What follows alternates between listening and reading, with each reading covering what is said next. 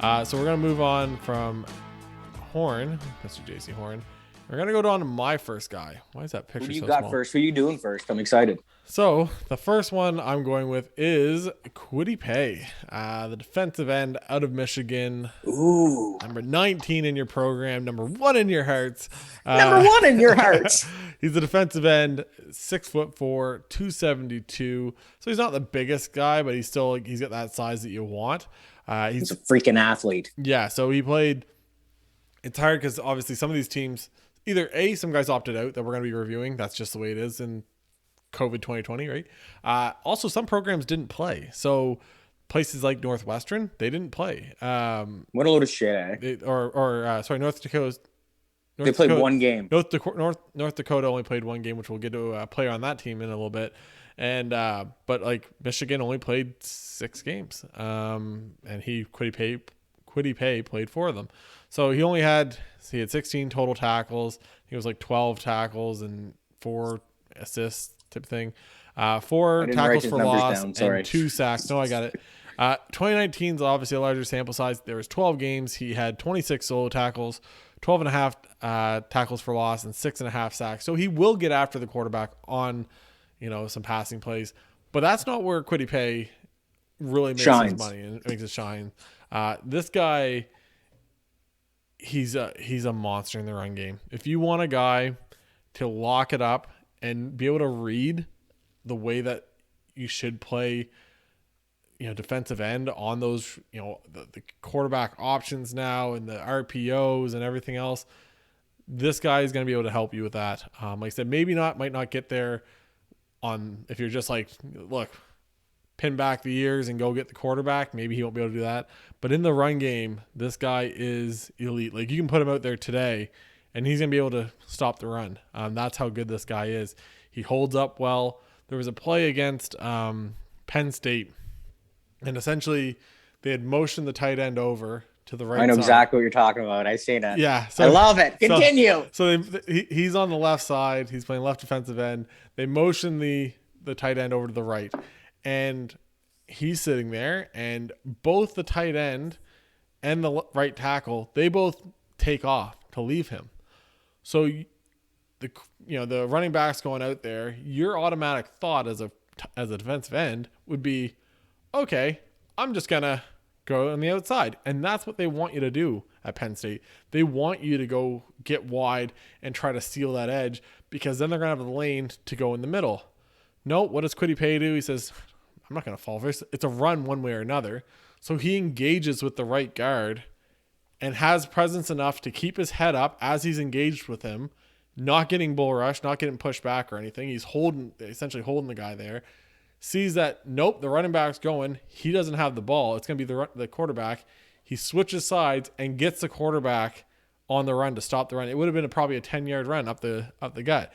And there's nobody there besides him. No. Good call. And it's just to watch that level of thought processing and knowing, and obviously he's been coached up, and obviously this guy, he's got a lot of the intangibles when it comes to all of this stuff, but just seeing the way that he does that stuff, it was just like, wow, okay, so this guy's got it. This guy knows what he's doing. And he had a lot of those plays, right? When it comes to the run game, he's very solid. He's got good hand placement. He's dominant in the run game. The edge, he really is. But he'll set the edge. There's one thing between setting the edge and then going to get it. Like you can set the edge all day, but eventually you have to get closer to somebody, whether it's inside, or outside or whatever it is. At some point, if you're setting the edge or trying to contain that, playing contain, you're trying to like make sure the running back doesn't get too far outside or whatever. Like you can do that, but eventually you have to get to where you're going, right? You can't just stand there forever. And I find he does very good with that. He's got he's naturally gifted when it comes to a lot of this stuff. And like I said, a lot of it's obviously coaching too, but he's got a lot of natural skills and he's got some bend to him and everything else. The only thing I find is in the pass game, he does get a little bit lost. I said, like, sometimes he kind of knows what he has to do. But if that first move doesn't work, like if he goes and he's going for kind of like an edge move, and if the guy actually plays it right and say gets his hand up, to the center of his chest, after gets into him, he's kind of like, oh, Like, what do I do now? Right? Do I, so he's got to get a little more polished on that. Can it be coached up? 100%. That is something that can be coached up. It's not natural. Sure. We'll just say it's just not natural to him. Yeah. It's like Eric said, you almost can see him. He's thinking. And when you're pass rushing, you can't be thinking. It's got to be instinct. Like he just said. Yeah. Like you can't do that. It becomes repetition when it comes to a lot of this stuff. Right. And when whether it's a swim move or a, rip or you're bull rushing or whatever it is, I think he's got the moves to do a lot of that stuff no matter what. He's got the talent. I couldn't agree with you more. But he's just got to get to that next level where it becomes, okay, here's the one move. Okay, here I got a second move for you. Okay, you want to take my hands that way, or get into me. I'm going to get you on the inside. I'm going to break back in and kind of push you. Like I said, he does have sacks, right? Like he's got over 2 years and 16 games. The guy put up 8.5 sacks, right? So it's not like he can't get there. It's not the same. You just want to see more. You want to see more. You want to see more, and like I said, he's got the potential. But like I said, I think the floor for him is going to be pretty easy, just because he's a safe pick when you do grab him. Because like I said, he may never become that great pass rusher, right? A lot of guys, how many people has everyone tried to make into great pass rushers, right? It's not the easiest thing in the world. So maybe he doesn't become that, but he'll be a consistent NFL player, I think, just whether it's even just a rotational guy, which is that what you want to spend a first round pick? No. I said that's why you're drafting him also on potential that he can become something better. But I don't think he'll become a bust just because, like I said, he's so smart. He's dominant in the run game. Yeah, that exactly. He's going to be able to make it work. I don't know. Did you watch him? Did you see anything in particular about him that you liked? Oh, I just loved it. Like you said, like his run ability to stop the run is second to none. Like he is a beast. He's smart. He engages with if an offensive lineman, so let's say he's a defensive end. So let's say the tackle in front of him shoots to hit that tackle, defensive tackle, sorry. So he just leaves him alone. He knows something's awry, right? You can't, if you're an alignment or if somebody leaves you, somebody's coming to hit you. If it looks too good to be true, it probably is. Exactly. So automatically, instead of shooting up the field, he pinches in. I like to call it a pinch. He pinches in. So he'll go where the tackle was on an angle, almost like he's running a crossing route. So that's what I'm talking about. He's on an angle. Instead of shooting up straight, he is going like this, if you're watching us. Anyway, so he pinches up. So he blows up that space. So if a guard or tackle or somebody pulling tight end is coming the other way, which is likely happening, he's going to meet that guy right there. There is going to be no hole. And it's unreal. And then Eric, alluded to earlier against Penn State, that one of the sickest, nicest plays I've ever seen. Which is a scenario. It goes unnoticed for a lot of people, right? Like, unless you're watching that game and you're watch Kwity Paye, you might just see it as, okay, it's whatever.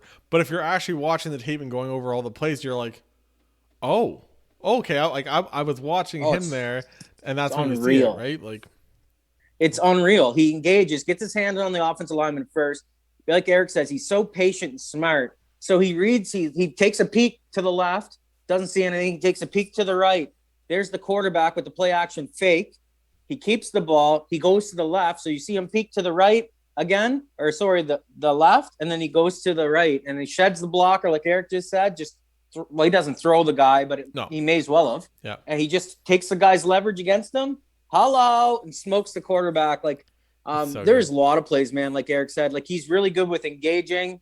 You can see he's really fast. He's just really intelligent. Unfortunately, like Eric said, his pass rushing needs a little work. Yeah. He looks like a guy without a plan. Like he doesn't have a swim move, or if the bull rush isn't working, it's like he's not thinking to go into something else. He's trying to continue with the bull rush while he's not getting nowhere. He just looks like he needs a plan. You got to play with the guy's head in front of you. I'm trying to remember if it was against Penn State again, or maybe it was another game, but it was one where he goes for the edge, and like I said, he swipes the hands first, and then so he kind of gets the guy a little bit, and then the guy kind of gets up with him with the left hand. He kind of gets his hand on him, but it's kind of because he swiped the hands, and it's almost because he's almost too technical when it comes to that stuff. He's very not robotic, but he knows, okay, well, I'm gonna swipe with the hands, but it's got to be like a swipe with the hands and then a bend and a dip yeah, exactly, exactly. a bend and a dip and get around them, right? Like it's just gonna be a little bit faster processing with it. You know, like he's swiping the hands, hoping like, well, let's see if this works, and he swipes it, and he's like, okay, it worked. Okay, well now I got to do the next thing, but by that point it's too late to kind of. The offensive lineman's already re-engaged, yeah, exactly, or got another hand on him, readjusted. So I couldn't agree more.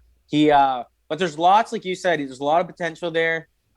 You should be able to coach some of those moves up, I think. So, you know, like Felipe, he's a hell of a talent, and like you just if you can coach, like he was coached up to run stop like that, so you know he's very coachable.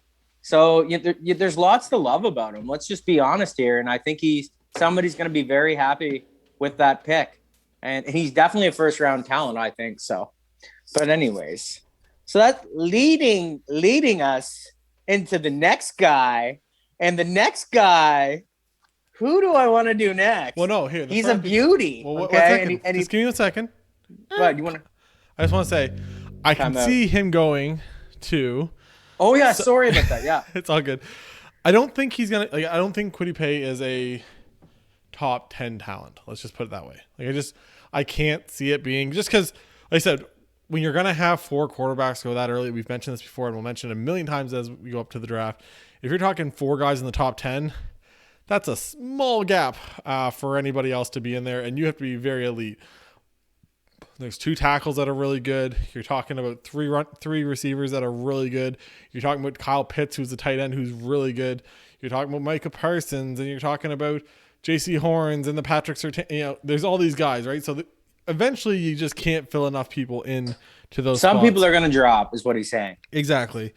You know, and I don't know if he drops this far, but. Number 17, it's Vegas. I could almost see them kind of liking him just because of the size, the speed, the athletic. I don't know if, to be honest, I think he's exactly like what they had in Farrell, which they took way too early. But he doesn't play for Clemson, Eric. I know, I guess. Or Bama. So how did they take him? Or LSU. Another place I could see him going is Indy, right? Put him on the other side to Forrest Buckner. Put him on that other side. That'd be a good pickup, yeah. Be a good spot for them, right? They're playing against Tennessee twice a year. Guess what Tennessee likes to do? They like to run the goddamn ball, right? Yeah, so that's what they do. You know, you're going to talk about all these other teams that they're going to be playing, the Jacksonvilles, the Houstons, and all the other stuff. Pittsburgh could also look at a spot, right? They're losing guys. Maybe you throw him on the other side of TJ Watt, trying to make that work. I don't know what else. Like I said, there's just a lot of teams that are going to be looking for more of a let's help our young quarterback, and i.e. the Chargers / offensive line help, right? You're going to have the Giants. Do the Giants go defense when they got Daniel Jones that they're trying to help? They got holes everywhere as the Giants. You know, I mean, they can go anywhere. Minnesota, offensive is that lineman, D-line, corner. No, they might. And so maybe he goes before that, but I think Indy would be kind of like a spot I'd like to go see him play. A good spot, and I think it's kind of a nice fit, but I don't know if you had anybody in mind too. I said Indy's going to be 21, right? Like Washington's not going to take him. They got 24, offensive linemen or defensive linemen already. So do the Vikings take him? Maybe the Vikings. Who knows? Maybe. The Vikings are another team that can go in a lot of directions. So yeah, exactly.